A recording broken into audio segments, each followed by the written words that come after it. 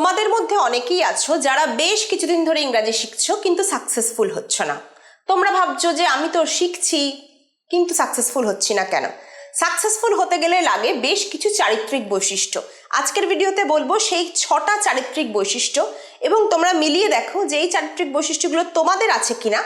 যদি থাকে তোমরা নিশ্চয়ই সাকসেসফুল হবে, আর না থাকলে এই চারিত্রিক বৈশিষ্ট্যগুলো নিজের মধ্যে অ্যাডাপ্ট করার চেষ্টা করো, যাতে ল্যাঙ্গুয়েজ শেখা বা যে কোনো কিছু শেখা তোমাদের কাছে খুব সহজ হয়ে ওঠে এবং তোমরা প্রত্যেকটি শেখার ক্ষেত্রে সাকসেসফুল হয়ে উঠতে পারো। দেখে নি চলো এই চারিত্রিক বৈশিষ্ট্যগুলো।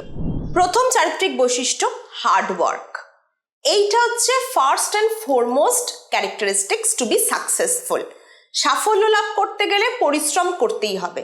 যারা তোমাকে পরিশ্রম না করে টাকা উপায় করার বিভিন্ন যে এখন টোটকাগুলো বেরিয়েছে ওয়েবসাইটে, বিভিন্ন ইন্টারনেটের দুনিয়ায়, সেগুলো কিন্তু এক একটা ট্র্যাপ বা ফাঁদ।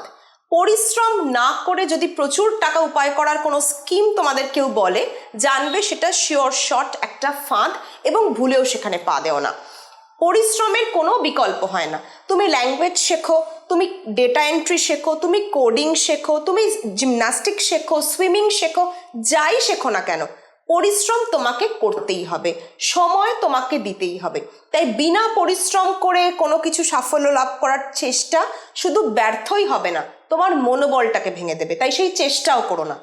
ফার্স্ট অ্যান্ড ফরমোস্ট কি করতে হবে? তোমাকে তোমার মতো করে পরিশ্রম করতে হবে। দ্বিতীয় হচ্ছে পেশেন্স বা ধৈর্য।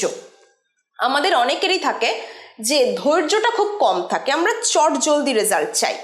দেখবে ইন্টারনেটের দুনিয়াতে কুইক গ্র্যাটিফিকেশন বা চট জলদি রেজাল্ট পাওয়ার একটা ট্রেন্ড এসেছে, যে দুদিনে সাকসেস পাও, দুদিনে তোমার ইউটিউব মনিটাইজেশন হয়ে যাবে, দুদিনে তুমি $1000 ইনকাম করে ফেলবে। এগুলো কিন্তু জানবে ট্র্যাপ। ধৈর্য তোমাকে ধরতেই হবে। বড় কিছু অ্যাচিভ করতে গেলে কম সময় সেটা হওয়া মুশকিল। তুমি প্রত্যেকটা মানুষকে দেখো যারা যে কোনো দিকে স্টলওয়ার্ট, গানের দিকে, নাচের দিকে, তারা দেখো দিনের পর দিন সাধনা করেছে। সাধনা মানে কি? কোনো কিছু পাওয়ার আশা না করে ধৈর্য ধরে কঠোর পরিশ্রম করেছে। তাহলে কঠোর পরিশ্রম প্লাস ধৈর্য, এই দুটো তোমাকে চরম সাকসেসফুল হতে গেলে তোমাকে নিজের মধ্যে রাখতেই হবে। 3 নম্বর জিনিস হচ্ছে স্যাক্রিফাইস। কিছু পেতে গেলে তোমাকে কিছু ত্যাগ করতেই হবে। ধরো তোমার কাল একটা পরীক্ষা আছে, আজ তোমার খুব প্রিয় বান্ধবীর বিয়ে, তোমাকে ডিসাইড করতে হবে তোমার জীবনে কোনটা ইম্পর্টেন্ট। কালকের পরীক্ষাটা হয়তো তোমার জীবনে অনেক কিছু বদলে দিতে পারে, তাই হয়তো আজকের স্যাক্রিফাইসটা তুমি করলে একটা বড় কিছু পাওয়ার আশায়। তাই বড় কিছু পেতে গেলে ছোটখাটো স্যাক্রিফাইস তোমায় করতেই হবে। তুমি যদি এখন অন্যের সাথে কম্পেয়ার করো, ও তো বেড়াতে যাচ্ছে, ও তো বাইরে খেতে যাচ্ছে, আমি পারছি না, আমি বাড়িতে বসে পড়াশোনা করছি, জানবে তাদের জীবনের লক্ষ্যটা অন্য, তোমার জীবনের লক্ষ্যটা তাদের থেকে অনেক বড়। তাই তোমাকে বড় লক্ষ্যে পৌঁছতে গেলে ছোটখাটো জিনিস স্যাক্রিফাইস কিন্তু তোমায় করতেই হবে। 4 নম্বর পয়েন্ট হচ্ছে কনসিস্টেন্সি, ধারাবাহিকতা। এইটার খুব অভাব, যার ফলে আমরা কোনো জিনিস সহজে এবং সাফল্যের সাথে শিখে উঠতে পারি না। ধরো কেউ ইংরাজি শেখা শুরু করলো, প্রথম খুব এনথুজিয়াজম, মোটিভেশন নিয়ে শুরু করলো, কিন্তু কিছুদিন যেতে যেতেই তারা ঝিমিয়ে পড়ে। কেন না? আবার বলছি, তারা কুইক রেজাল্ট পায় না, ধৈর্য কম, তাই তারা ধারাবাহিকতা হারিয়ে ফেলে। কিন্তু ধারাবাহিকতা হারালে জানবে তুমি নিজের ক্ষতি করছো। কনসিস্টেন্টলি তোমাকে সেই কাজটা করে যেতে হবে। দেখবে অনেক ইউটিউবাররা 3 বছর 4 বছর কনসিস্টেন্টলি ভিডিও দেওয়ার পর তারা সাফল্য পায়।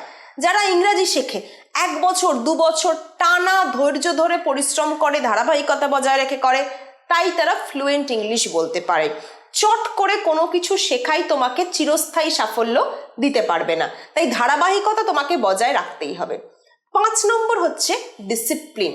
ডিসিপ্লিন মানে নিয়মানুবর্তিতা এবং কিছু অনুশাসন মেনে চলা। একটা রুটিন লাইফ তোমাকে লিড করতেই হবে। খুব বোহেমিয়ান জীবনযাপন করলে বা রুটিন বিহীন লাইফ জীবনযাপন করলে কিন্তু সাফল্য আসবে না। তুমি পৃথিবীর যে কোনো সাকসেসফুল মানুষের হ্যাবিট বিশ্লেষণ করে দেখো, তাদের অভ্যাসগুলো দেখো, তারা নিজেদেরকে একটা রুটিনে বাঁধে। সকালে ঘুম থেকে ওঠা থেকে রাতে শুতে যাওয়া পর্যন্ত তারা নিয়মে চলে। নিয়মের বাইরে কি তারা যান না? অবশ্যই যান। 2 মাস নিয়ম পালন করার পর হয়তো 1 সপ্তাহ নিয়মবিহীন জীবনযাপন করলেন, ছুটিতে কাটালেন, খাওয়ার নিয়ম, এক্সারসাইজের নিয়ম, পড়ার নিয়ম, সেগুলোকে 1 সপ্তাহের জন্য ভুলে আবার পরের 2 মাস যাতে নিয়মটা কঠোরভাবে পালন করতে পারেন। আর আমরা কি করি? 2 মাস কঠোরভাবে নিয়ম পালন না করে হাসি মজা কাটিয়ে 1 সপ্তাহ খুব পড়াশোনা করলাম মোটিভেশন নিয়ে। এটাই কিন্তু আমাদের পার্থক্য সাকসেসফুল মানুষদের থেকে। সাকসেসফুল মানুষরা কিন্তু কঠোর পরিশ্রম বেশি করেন, হাসি আনন্দ মজা একটু কম করেন। আমরা তার উল্টো করি আর ভাবি আমরা কেন সাকসেসফুল হচ্ছি না।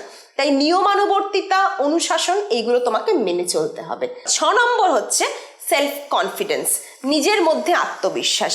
আমি কিছু করতে পারি, এই বিশ্বাসটা আগে রাখতে হবে, তবেই তুমি ওপরের ধাপগুলো ফলো করতে পারবে। আত্মবিশ্বাস না থাকলে, যদি নিজের মনে বিলিভ করতে না পারো যে তুমি এটা করতে পারো, তাহলে কিন্তু তুমি বাকি স্টেপগুলো ফলো করার মোটিভেশন পাবে না। তুমি ভাববে কি হবে কঠোর পরিশ্রম করে, আমার দ্বারা তো সম্ভবই নয়। কি হবে ধৈর্য রেখে বা কনসিস্টেন্টলি এই জিনিসটা করে, আমার দ্বারা তো সম্ভবই নয়। তোমার দ্বারাও যে সম্ভব, বাকিরা যদি পারে তুমি কেন পারবে না? এই যে জেদটা নিজের মনে না আনলে বাকি স্টেপগুলো পুরো ব্যর্থ হবে, বৃথা যাবে। তাই প্রথমে তোমাদের সেলফ কনফিডেন্স বজায় রাখতে হবে, তারপর বাকি স্টেপগুলো ফলো করতে হবে। এবং এইটা সব থেকে ইম্পর্টেন্ট, তাই এটা আমি তোমাদের শেষে বললাম। দেখা হচ্ছে পরের ভিডিওয়ে। আশা করব তোমরা এই 5টা কি 6টা স্টেপ ফলো করে ভীষণ সাকসেসফুল হবে, যাই তোমরা শিখে থাকো, যেটাই তোমরা করে থাকো। আর যদি ভিডিওটা ভালো লাগে বন্ধুদের সাথে প্রচুর শেয়ার করো, আর অবশ্যই ভিডিওটাকে লাইক দিও, শেয়ার করো, আর অবশ্যই দেখা হচ্ছে পরের ভিডিওয়ে।